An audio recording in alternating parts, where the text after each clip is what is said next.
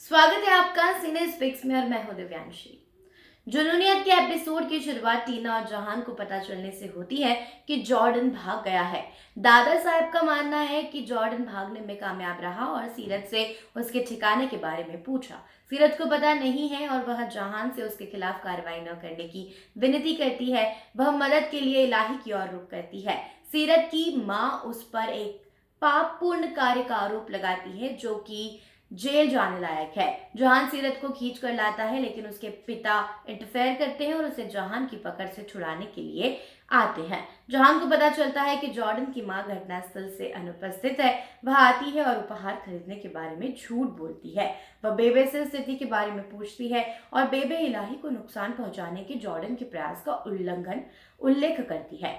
जहान जॉर्डन के खिलाफ मामला दर्ज करने का इरादा रखता है। जॉर्डन की मां दया की गुहार लगाती है लेकिन दादा जहान को पुलिस बुलाने की सलाह देते हैं। जहान की मां इलाही से माफी मांगती है और जहान इलाही को गले लगा लेता है। इलाही और जहान की शादी की तैयारियां शुरू हो गई है। जहान पुलिस इंस्पेक्टर से पूछता है कि अगर उन्हें जॉर्डन मिल जाए तो उन्हें सूचित किया जाए। इलाही को जॉर्डन की मौजूदगी का एहसास होता है लेकिन उसकी मां उसे आश्वास करती है। वह इलाही को जहान के प्यार और समर्थन की याद दिलाती है। जहान की मां आती है और इलाही को उनके अटूट बंधन का आश्वासन देती है। जॉर्डन अपनी मां से मिलता है जो उसे भोजन मुहैया कराती है और इलाही और जहान की आसन्न शादी के बारे में बात करती है। जॉर्डन पूछता है कि क्या वह पैसे लाई है और वह पुष्टि करती है जिसमें उसका पासपोर्ट और टिकट भी शामिल है। वह उनसे कुछ वर्षों के लिए भारत छोड़ने का आग्रह करती है।